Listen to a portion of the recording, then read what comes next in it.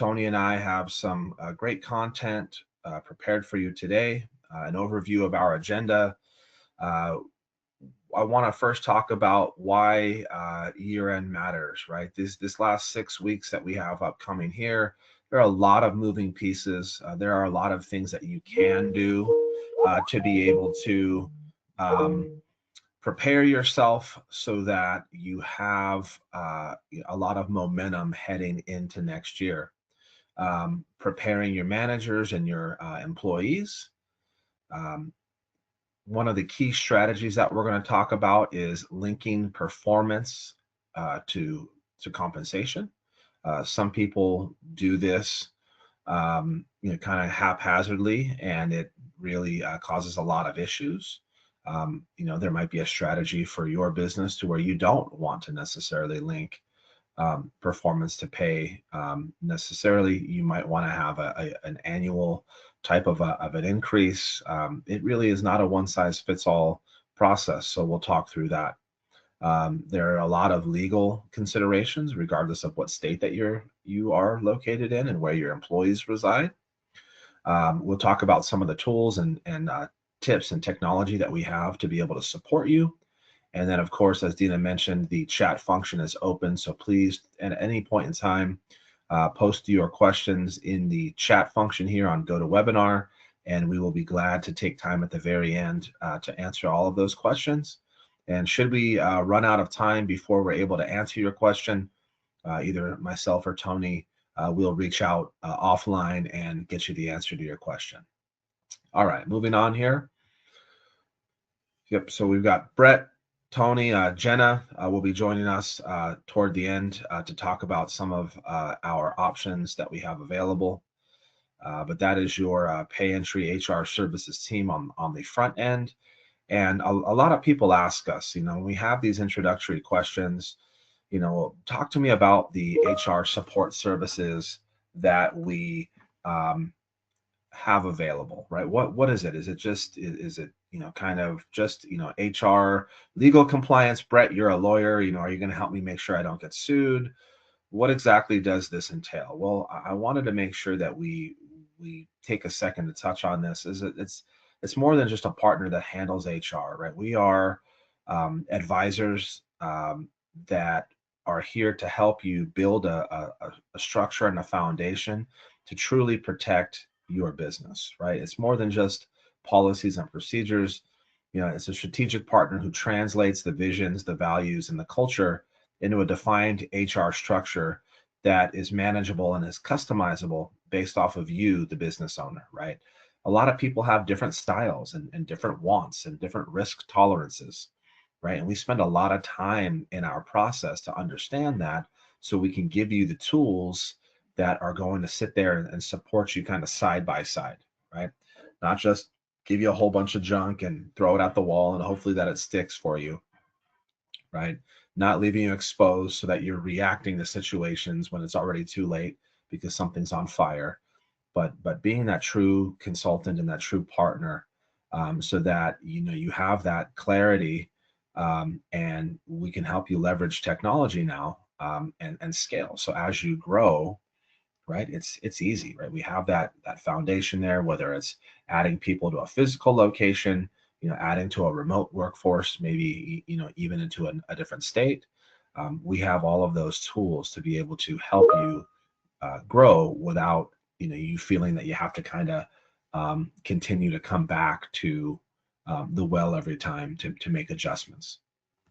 All right, setting the stage. Why does year-end matter? It is the impact of the reviews on compensation, on retention, morale. You don't necessarily have to do things right now, but the employees expect some type of closure right as we wrap up the year. The term year end, right? We have holidays coming up. It's just one of those things that has been around for a while. And if you don't address the situation, then you are going to have some grumblings going on under your roof, and you then open yourself up to potentially being having employees poached by other companies, or they start the new year fresh and they're looking for other opportunities. So regardless of what you choose to do, there needs to be something done, some type of closure at year end. Um, especially now in today's work environment, right? There are some employers, some of our clients that may have never even met, an employee face to face, right? I know that sometimes at pay entry, we have different locations throughout the country. We do a great job of coming together, but there are still a handful of us, right, that have never met each other, face to face. So if that's the situation that you have going on in your workplace, where maybe you're the business owner or you're the manager and you have direct reports that you haven't been able to sit down with face to face in person, it's a different dynamic than it used to be, to where you can walk into an office and, hey, Tony, come on and sit down here, or let's go get some lunch and let's talk through this, and let's let me answer your questions and let me share with you what it is that we're going to be working on, heading into January. You have to be able to meet the employees where they are, and it's important to understand what those employee expectations are and figure out how you can adapt, right? And that you have different, mechanisms for different people. Okay. Um, you might have, a review process to where you are, this is something that we dealt with, I think a week or so ago. We had a client that reached out for some support. Hey, we've had a review process. We usually set it up to where we block off an hour and we're doing things face to face. And how should we manage things, for the virtual employees? Well, that's a great question, right? We might want to leverage technology, right? You might want to sit down with Tony face to face because he's in the same office, but when Jenna's across the country, that's not going to work. You don't necessarily need to spend the money to fly all the way across to the East Coast and sit down with her. There are technologies that we can implement to be able to help, so that way it's a similar process. The engagement is there with the employee, and it's cost effective, right? Pay transparency is another thing that's starting to become problematic. Obviously now you have, different states have different rules. There's a federal rule on pay transparency and pay equity. Employees are going to talk about this. Okay, so it would be a mistake for you to think that your employees don't, talk about wages, don't talk about bonuses, aren't sharing this stuff with each other, whether or not they are in the same facility or they are virtual. Okay. And that's federal law. There's nothing that you can do as the employer, to prohibit that. And it's another call that I had. I think, it was about 2 weeks ago. We had a client out on the East Coast up in Massachusetts that was, they called me, hey, I need help. We had some reviews and the employees are in the break room talking about, I got $1 and I got $2, and, all hell's breaking loose. I want to fire them. Well, no, you can't, right? That's a federal rule, that the NLRB, right? Employees have the right to share that information. It is your job as the employer, right, to make sure that you have, pay transparency and that you're following the state and federal rules. And that's another thing that we can help with, so that before you even walk into this year-end type of conversation, you have everything, prepared, so that you're not going to, get caught, in an uncomfortable situation that you didn't necessarily think was going to happen.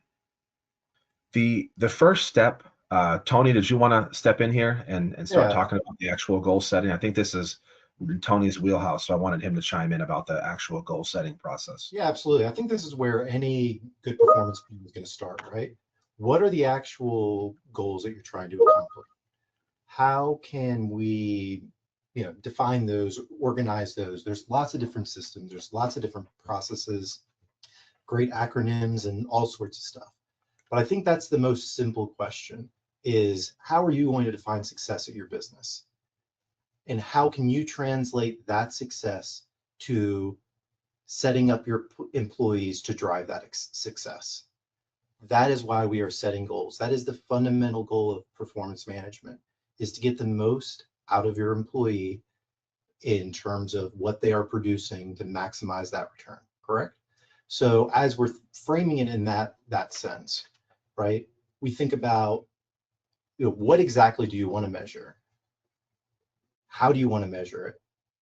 And kind of dive a little bit deeper into that. There's no one size fits all or right way to do performance management or a simple template that's going to work, that's going to be the best thing ever and everyone's going to be happy.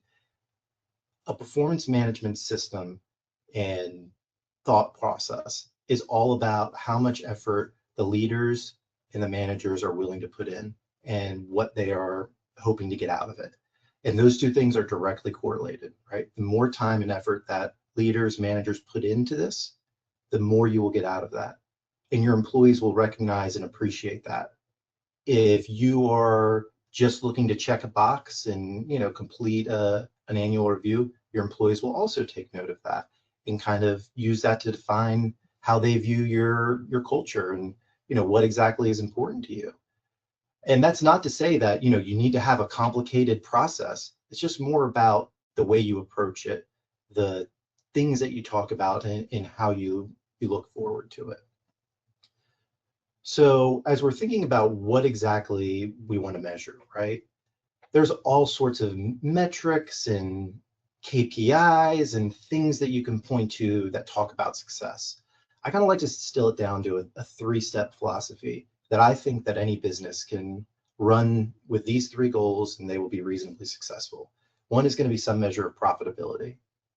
Whatever is the proper measure for your company is the right one.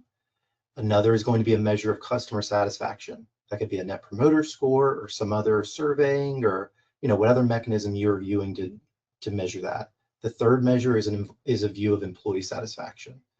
If your employees are satisfied, your customers are satisfied, and you're profitable, I think most business leaders would call that an extremely successful year. And that's very easy to articulate and get everyone on board with understanding them. So now we're talking about an individual goal in their review, right? If you don't have those kind of global views of what your goal wants to be or where you want to move towards, that's fine right now.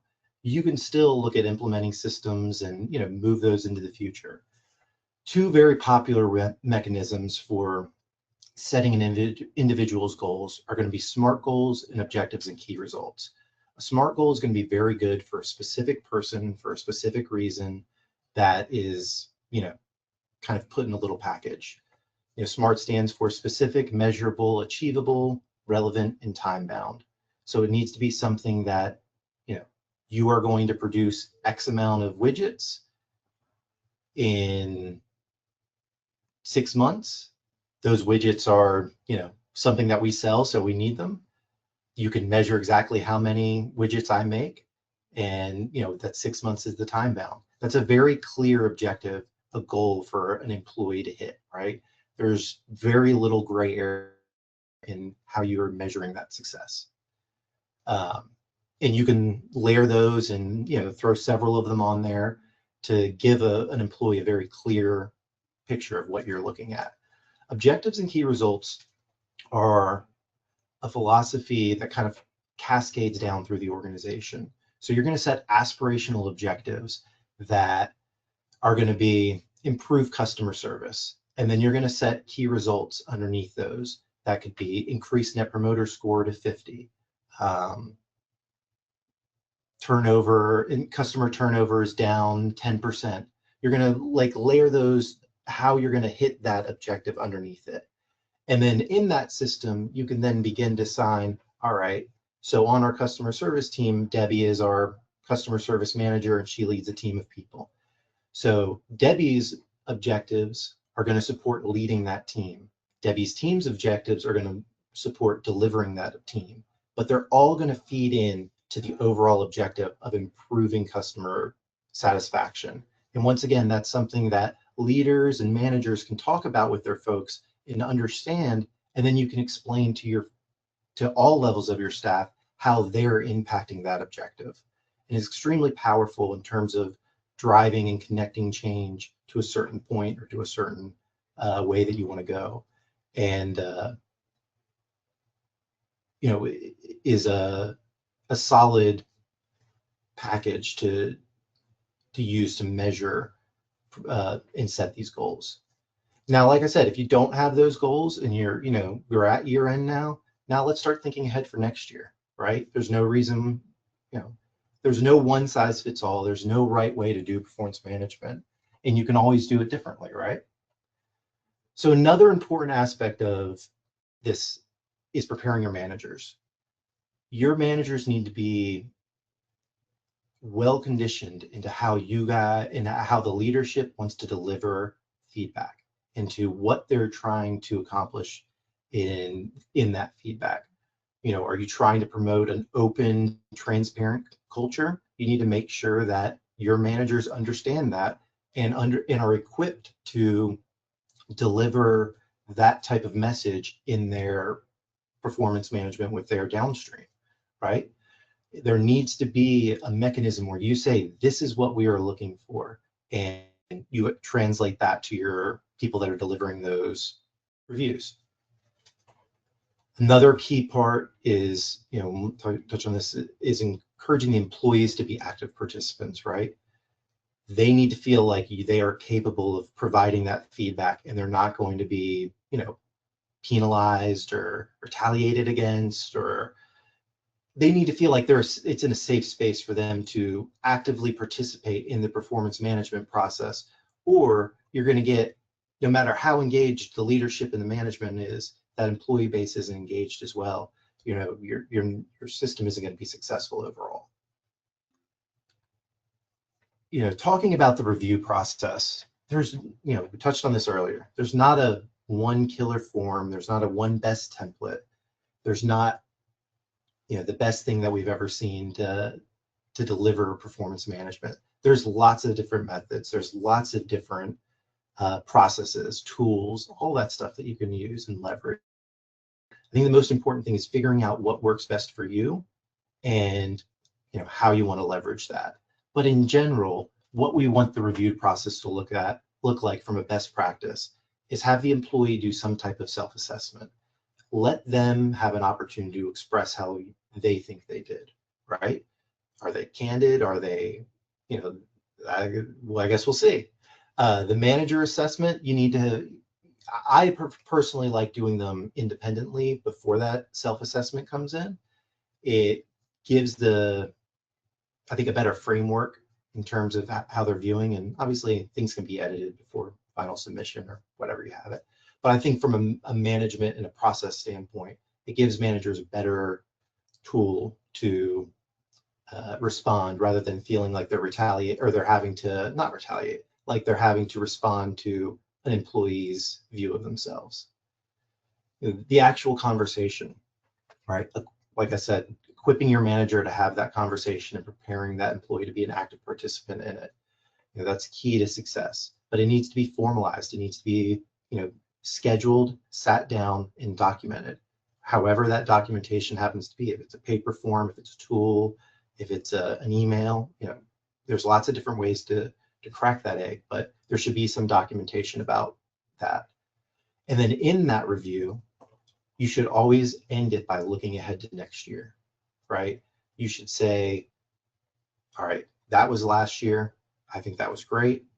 Love what you did, but this is what we want to do this year. This is where we want to tweak. This is where we want to pivot, or something completely new that we want to do.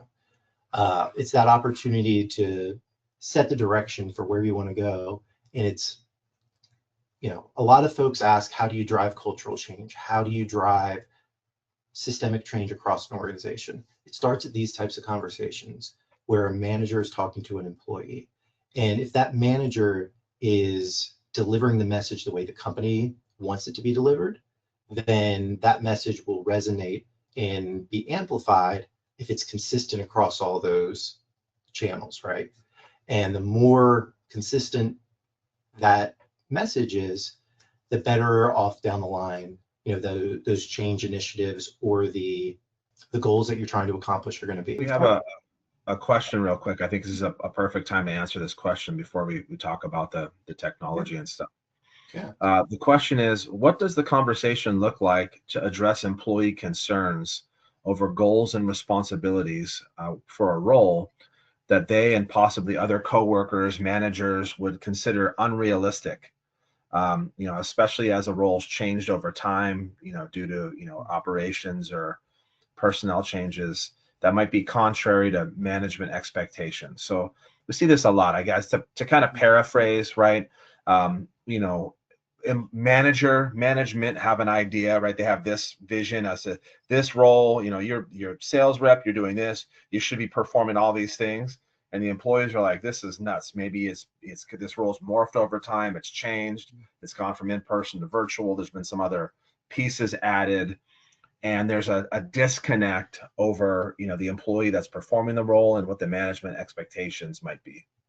Yeah, I mean, I think that's a that's a great question, and definitely something that comes up, right, when you're talking about production-based management, or measuring outcomes in a meaningful way. The best way to handle those types of conversations is to make sure that the employee feels heard. If I was the manager, and Brett was coming to me and say, Tony, this what you want me to do is unrealistic.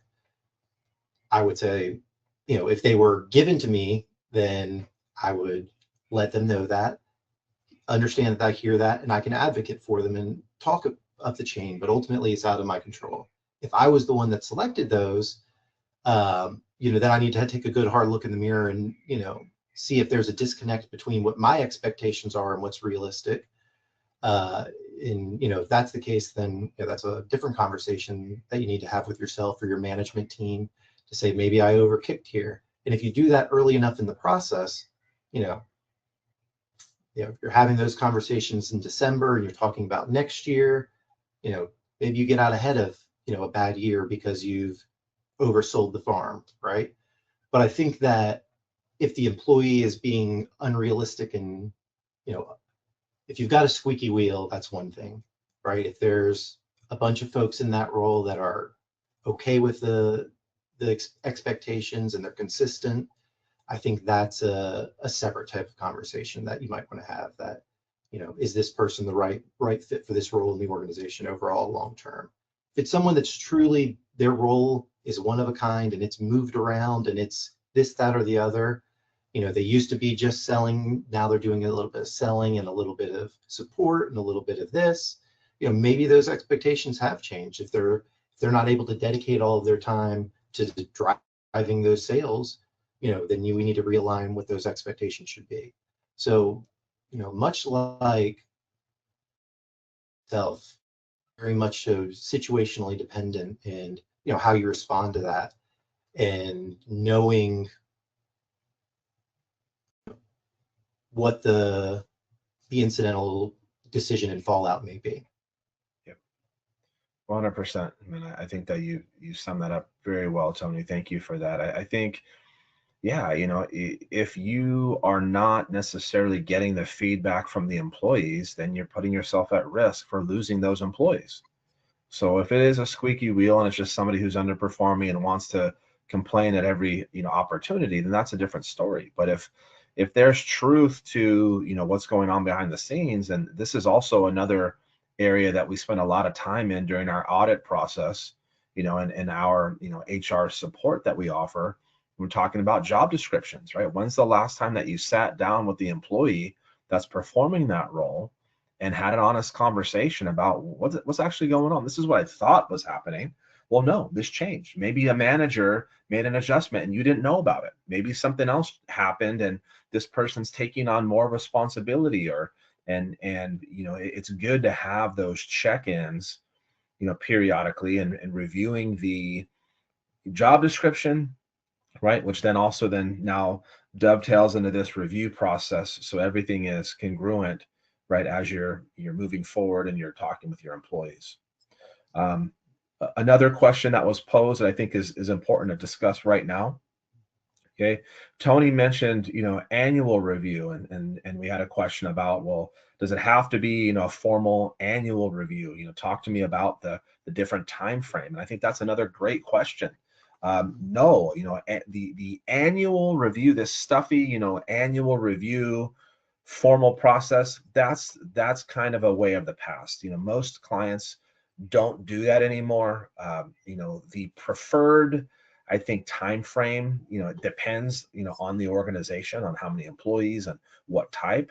But I would say if I were to look over, the clients that we support, the most common review period these days is quarterly. And the reason for that is because the younger demographic of employee now needs that constant feedback, right? There's no way that you're going to be able to entertain them, only checking in once per year. It's not going to happen, right? There needs to be the constant feedback and direction, and quarterly tends to work. It also chops up that big annual review into, four smaller pieces, so it's more palatable for the employer to be able to have a quick 20-minute, 30-minute check-in right over a cup of coffee or some lunch, and hit some of the high level things. Tony, how you doing? Talk to me. What are your thoughts? Here's what I think. What do you think?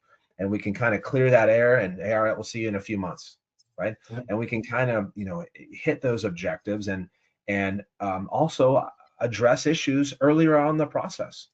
I know we're not talking about you know um, disciplinary action or performance improvement stuff today, but that's the other side of this coin, right? So if I talk to Tony today and I say, hey man, I think you've been doing a great job in these three areas, but area number 4 here is you're leaving a lot on the table, I can address that today, right? And then give him some feedback and extra training or coaching, and draw a line in the sand as to when I need to see improvement.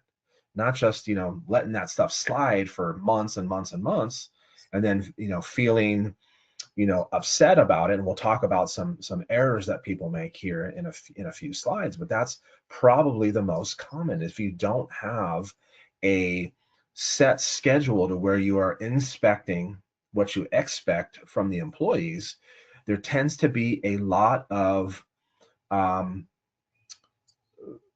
hard feelings, right? The employer has a lot of resentment towards year end because now they're talking about implementing some kind of year end, bonus or whatnot. And it's like, this guy, Tony Rose, he really hasn't done anything. And, I don't want to get sued for for giving everybody else a bonus and not him. And now we are rewarding bad behavior because we haven't really held anybody accountable. We'll talk more about that in a second, but Yeah, so there's lots of technology that you can leverage. Obviously lots of systems, lots of processes, and those systems support various processes or performance management setups better than others.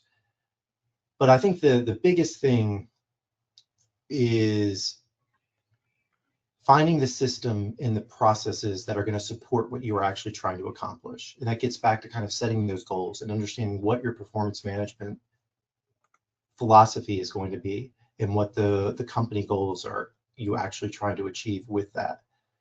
And another big thing is being able to leverage the right expertise to get those systems in place and drive the success that they'll be. As I mentioned, you're going to get in what you put into it, and your employees are going to notice. You can have all the best, fanciest system with the perfect setup and the most up-to-date, consulted process and system. And if you're not following through, if you're not doing it, it's just going to fall apart, and it's going to be a waste of resources, right? And that's what we want to avoid. So finding the right partner to help drive that success, whether it's a simple system or a simple process and one that you can scale up over time, say, hey, start with this. Let's just do quarterly check-ins. That's it. 3 questions. One of them will always be the same, and the other 2 will change each quarter. Easy peasy. Like Brett said, we can sit down and have a conversation with that. Later on, we can layer in some other processes, some other tools, depending on what exactly you need. In driving a lot of success with those tools, some of these electronic tools and all that, is it's going to be easier to scale, and it's going to be easier to be consistent, right? You want to have the same template for all of your customer service reps? Easy. That any modern system can handle that. You want to have a separate process for your managers? Easy. Most modern systems can handle that. Finding the right system and the right tools, there's going to be, that gray area where you have to figure out exactly what's going to be best for you. But having that system, tool, process in place will give you a lot of values in terms of consistency from a legal standpoint and defensibility, as well as fairness and equity standpoint with your employees. Uh, and I think that's a lot of what an employee is looking for these days is an open conversation with the appearance of equity and fairness across the board. Anything else on that, Brett? Before I No, I think that's great. We had another two questions came in, but they're similar. I think this is a good point to address those. yeah. How we're linking performance to pay. Mhm. No, you can go to the next one, Tony. I Yeah. think this Okay. is Oh, great. perfect.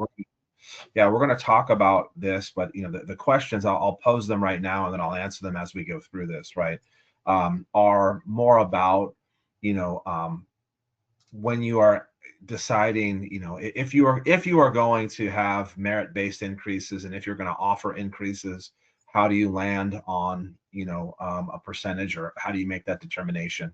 Right, number one, what does that look like? And then number two, you had mentioned, you know, uh, grouping employees, having uniform reviews for certain, job titles or classes of employees. Absolutely. But when it comes to, increases across those classes of employees, it really just depends. You don't necessarily have to. But again, I think from my perspective, and as I get into, the strategy behind linking performance to pay, anything that you are going to implement, in my opinion, should be easy for employees to understand. There should be an easy explanation. There should be, a chart, for the lack of a better term, because that way it takes all of the guesswork out, and it will completely diffuse any situation uh, with the employee. Okay. So we're talking about how are we going to connect now performance outcomes to compensation decisions. Um, Again, I think for me personally, what we do here at Pay Entry, it boils back to that job description. How have we really thought through the job description? Have we kind of trimmed it down to really pick five, between five and 10 bullet points on what really is going to move the needle, in the day-to-day operation for that role, right? Or did we just kind of pull something offline and it sounds good and it looks good and it might work? Those are big differences when we're talking about connecting performance outcome to compensation decision. Okay, I think from the employer perspective, our clients that kind of have this button down, what we've helped them do is figure out a dollar amount that they can afford to spend on you know on bonuses and or merit-based increases. That's the first thing. You have to know what you can afford. What is the budget? Okay. And there's nothing necessarily wrong with sharing that information. Okay. Because employees, they don't understand, especially entry-level employees, they don't really understand how this works, right? They say, hey, I just sold a $50,000, account, and that means I should get this and I should get that. They don't understand the operating costs and the difference between, you know, um, you know, expenses and actual profit. They just see a dollar amount, right? Or hey, the owner of the company's driving a new truck. Man, I want a new truck. Why did he must have all this money that he's hiding and he's not paying me? There's all this misconception that goes on. So I found in the organizations that do this best, right? There's full transparency. Look, we sat down as an ownership team, as a management team, and we've budgeted for X amount of dollars, this year in merit-based increases, okay, or performance bonuses, okay. And you can look, and we're talking about market data and all of those things. You got to make sure that you are in line with what your competitors are doing, but it has to be realistic. You still have to maintain profitability, okay. And I'll just give you this is not a one size fits all when it comes to this situation, but usually something will happen like this. Okay, we will use a round number, right? We've figured out that Brett's restaurant, we can afford $10,000 this year we've budgeted for additional compensation. Okay, great. Okay, so how do we want to do that? Well, we want to implement a quarterly review process. Okay, great. So what we should probably do then in order to move the needle and gain buy-in is perhaps we will take that $10,000 and let's split it into quarters, right? It's $2,500 each quarter, right? And let's talk to the employees and help them understand how this works. Okay. All right, employees, of the restaurant, we have for the first quarter of 26, we have $2,500 on the table. This is not per person. Okay. This is for everybody, here at the restaurant. So how's this going to work? Here's what's important. Okay. If you are a server, this is what I'm looking for, right? We need these three things buttoned down. If you are a chef, you're cook in the back, this is what needs to happen. If you're the bartender, this is what needs to happen. Okay. Everybody has their own goals. Okay. And what we do is we put together these reviews and we put together these goals. And there's also no issue with sharing those across different departments, right? We need all of these employees working together, not siloed, not stepping on each other's toes. We need the kitchen staff to understand the importance of making orders correct and getting them out timely, because that's going to affect, right, the productivity of the front of the house staff. Those things are directly correlated. The bartender needs to make sure that drinks are being handed out, because if not, then we're going to get poor reviews. Okay, so everybody has their curriculum. It's not all the same, but it's all interwoven. So at the end of the quarter, we sit down. Okay, guys, let's look at our Yelp review. All right, hey, we have 5 stars. Excellent. Okay, let's look at our, whatever other metrics we're looking at. Hey, profitability, where we're supposed to be. Okay, and then the last thing can be like food costs or overtime. Hey, it looks like we actually did a great job managing food costs and spoilage, and we didn't necessarily pay out a lot of overtime, which means that you guys were getting things done timely. This is awesome. You've checked all the boxes. Here's the money, and we can then evenly split it out across all the employees. That's one option. If you want to have different tiers for manager levels or subordinate levels, there's not one size fits all. The point that I'm trying to make is this is why Tony and I and Jenna and the rest of the professionals on our team, this is why we are here. Okay. It would be irresponsible and lazy of me to join a webinar like this and just post some, third grade looking template on there and tell you guys to go have fun, implementing this, because that's not how it works in real life, right? It's not how it works. If you want this to work correctly and you want your employees to actually value this and you want them all charging in the same direction, then there needs to be some kind of high level conversation as to what that looks like. And then we can help you draft that and implement it so that everybody understands, right? And if we eliminate the guesswork and they understand exactly, how this works, how these pay decisions are going to be made, and there's transparency and clarity, we have a real healthy organization where everybody's competing with each other, friendly competition, cheering for each other, helping each other out, right? Going above and beyond the cover for one another versus, this catty, manipulative behavior that we sometimes get roped into. Well, we have these people are fighting with each other, or this happened, or that happened, or people are unhappy. Well, there's a reason why they're unhappy. It's because they think that they're being taken advantage of. They heard that so-and-so got a little bit of a raise or so-and-so got a bonus and they didn't get one.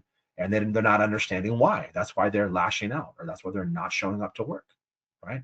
There's no such thing as a coincidence, in HR. All employee actions are a direct result of some type of employer inaction. Absolutely every time. It's my job and Tony's job to help you figure out why. What happened, right? Is it a glaring hole that we can kind of see from a mile away? Or do we have to do a little digging to figure out really what the issue is? And we can help you get these people rerouted. Yeah. So, rewarding bad behavior. Again, this is something that happens, um, another thing you don't need to have. You can have the check-ins quarterly, twice per year. Every time you have a check-in, it doesn't need to include some type of increase. Okay, false. Okay, whatever works for you and whatever works for your budget, as long as it's clearly communicated. Okay, we are going to meet quarterly, but all bonuses or raises or whatnot are only going to take place on the fourth quarter, the second, however you want it done in your organization, depending on your budget and your fiscal calendar. Okay, again, clarity and transparency, right? But a lot of people don't have this. They have the annual review. They have the, well, I'm just going to wing it, and we did them all in January, but then we got busy in April and May and didn't do it, and it's kind of been intermittent.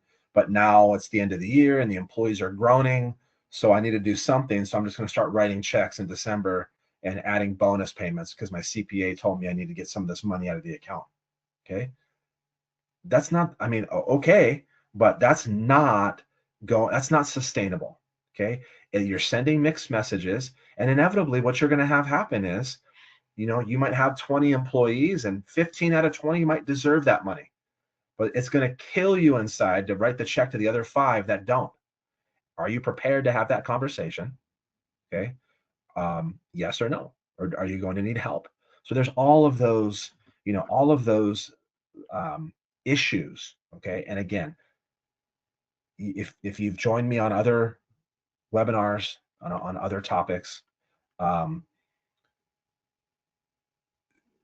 almost every employee dispute, whether it's lawsuit, agency complaint, okay, that I've ever been involved with over my 15 years, almost all of them have been a result of poor or inadequate communication between the employer and the employee. Always. Okay. Very rarely do we have people that are just winging it and doing things that they know are going to be inflammatory, right? I know our clients, you're great people, great small businesses, and that's why we do what we do every day. You're always well intentioned, but if you're not connecting all of these dots correctly, okay, you're going to leave things, leave yourself open for these issues, right? Because it's not fully tied together. There's a little bit of gray. Employees don't understand, right? And again, especially with these younger demographic of employees, and especially if you were in a virtual environment, they're not going to give you the benefit of the doubt. They're not going to call you, right? Hey, Dan, can you explain this to me? I'm kind of confused as to what's happening here. Absolutely not. They're not going to pick up the phone and call you and show you that respect. They're just going to go online and start teeing off on you that this is the worst place I ever worked and don't ever work here and this place is bad and blah blah blah blah blah. And then you're going to get, whether it's some kind of, agency complaint or lawsuit, right? And now we have to pick up those pieces. Cost of living increases, again, usually there are a lot of different indexes on that. Sometimes there's a metric that we can look at. It really just, again, it depends on what you can afford, number one, and then also where you're located geographically. And it does not have to be uniform, right? Pay entry, we have employees in, I think, 20 different states. Okay, so if I'm talking about a cost of living increase, I've got Tony in Durham, North Carolina, right? That's going to look a lot different from Brett Strauss in, Los Angeles County, California, right? It's just a different animal out here, right? Everything out here is 10 times more expensive than it is, on the East Coast. So although, Tony and I are equal, right? I might get a few extra bucks because of the cost of living. We have employees in the Bay Area, and it's even worse up there. One thing I just wanted to kind of tie into all of this, as you're looking at the system and your goal as a company and what you're trying to accomplish, and trying to avoid the bad behavior or rewarding that, and do you tie performance to compensation? There's not that clear-cut answer. The best systems that I've seen are ones that communicate well, to Brett's point, and that have trained their managers or the people that are doing the reviews in the way that is optimal, right? If there's nothing else that we take away from this, I think that's the key takeaways. talking to your employees, being honest about what you can and what you can't do. You don't have to go into your financials and lay out your whole books, but telling your employees that, we had a decent year doesn't always have to be the best year ever if it's not, right? Being open and honest and, setting expectations will level set, a lot of misconceptions and a lot of potential problems or miscommunications. And being able to think about this strategically and setting up a method to capture these discussions is just key for overall business success. And it'll be the quickest driver of revenue growth and change if you harness it properly.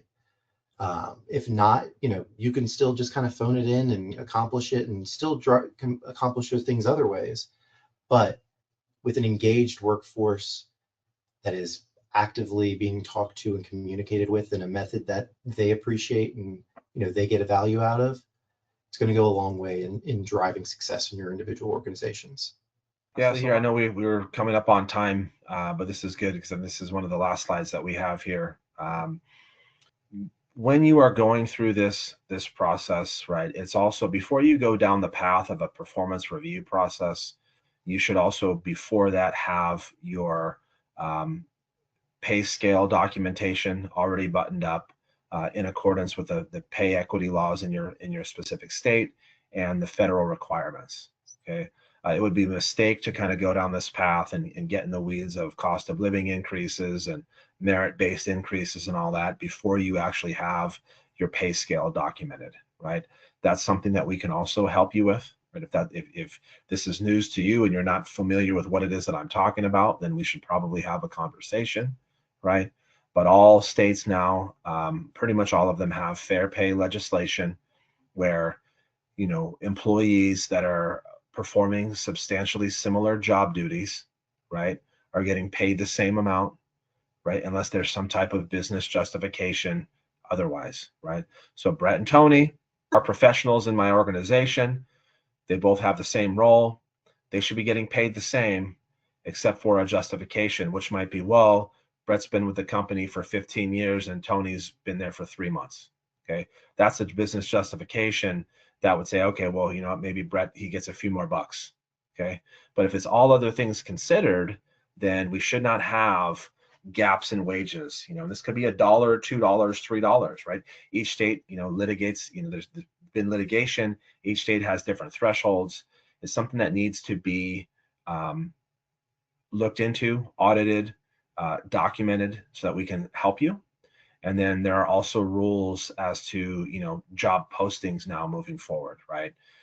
You need to have this documented and it needs to be on all of your candidate facing material, right? We're looking for a client advocate customer service role. We pay between $18 and $20 depending on your experience.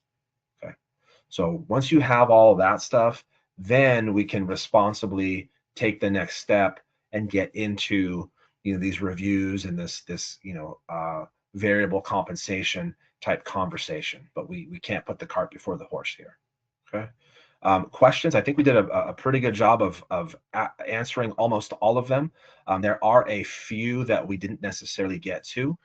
As I mentioned, Tony and I will reach out to you offline. I have your names and your contact information here.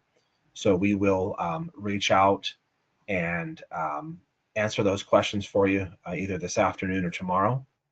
But again, we're here to help. I hope the takeaway today is that, we have a lot of tools and we have some really good people that are here to support you, our clients here at Pay Entry. It is not one size fits all. Please don't Google these things and try to pull things off, that are just generic, because it is going to cause more harm than good, right? We can help design this process for you. We can help implement this process for you. And if we do that, right, we're improving the employee communication, reducing, the overall risk, and help building on that culture,